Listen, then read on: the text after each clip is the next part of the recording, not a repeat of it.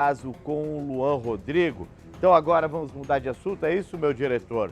Um jovem de 18 anos, que era jogador do Santa Cruz, das categorias de base do Santa Cruz, foi assassinado com diversos tiros após ter publicado uma foto com possível gesto ligado a um grupo criminoso. Isso aconteceu lá no ano passado. E o Adelson Oliveira traz as novidades sobre esse caso na tela. Gabriel, o julgamento dos 3 homens que estavam respondendo pela morte do jogador Thiago Oséias, que aconteceu em março do ano passado, eles foram condenados e com penas altas. E antes que eu fale das penas, eu quero contar um pouco desse caso, porque o Thiago Oséias veio jogar aqui em Rio Branco, ele jogava no juvenil do time do Santa Cruz. Ele tinha apenas 18 anos e veio do Pernambuco para cá para garantir aquele sonho que todo jovem tem de jogar num grande time de futebol. Só que em março do ano passado ele foi convidado para uma festa lá no bairro Santa Inês. E ele foi junto com outro jogador que também é de Pernambuco, e eles estavam lá se divertindo quando de repente membros de uma facção invadiram a festa. Pelo menos eram mais de 10 membros, invadiram uma festa, colocaram todas as pessoas na parede e saíram pegando os aparelhos de celulares. Aí eles verificaram que no aparelho do Oséias tinha uma foto onde ele fazia o gesto de paz e amor. Só que eles identificaram esse gesto como se fosse de uma facção rival. Então eles levaram os 2 jovens que eram de fora, de Pernambuco, para fora da festa. E aí o Thiago Oséias recebeu 8 tiros da facção. E o outro jovem foi liberado. A polícia então começou uma série de investigações e conseguiu prender 3 pessoas de imediato. Depois apreendeu mais 2 menores e também mais outras 2 pessoas que estavam envolvidas diretamente nesse crime. Hoje, aqui no Banco dos Réus, sentaram o Andrei Borges Melo. Ele foi condenado a 24 anos e 8 meses. Teve também o Dacifran de Moraes Júnior, ele foi condenado a 32 anos e 10 meses, todos esses em regime fechado. E o Cauã Christian Nascimento, ele foi condenado a 21 anos e 8 meses.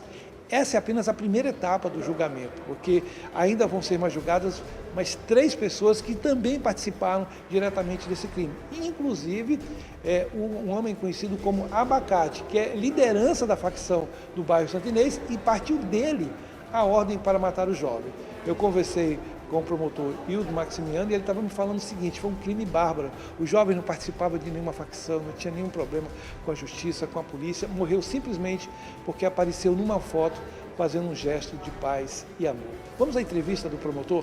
Não há a menor dúvida de que este garoto morreu porque fez aquele sinal, aquele gesto que foi interpretado pelos facínoras da facção criminosa como um gesto de outro grupo criminoso. Mas ele nunca participou de nenhum grupo criminoso. É um rapaz que veio aqui ao Acre em busca do sonho dele de ser jogador de futebol.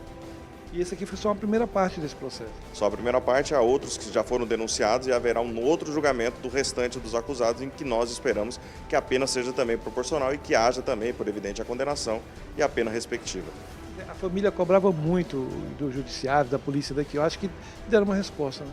Uma resposta satisfatória. Infelizmente, eu já sempre digo isso, não há pena no Brasil suficiente para uma barbaridade dessa, mas dentro daquilo que havia de ser aplicado, é algo que pelo menos dá alguma satisfação, seja para a família, seja para a sociedade, de que nós não admitimos esse tipo de crime. Pois é, Gabriel, a família do jovem acompanhou todo o julgamento lá de Pernambuco, a mãe foi ouvida, né? Teve o depoimento dela, muito emocionada porque perdeu um filho assim, por nada, porque estava participando de uma festa por causa de um gesto.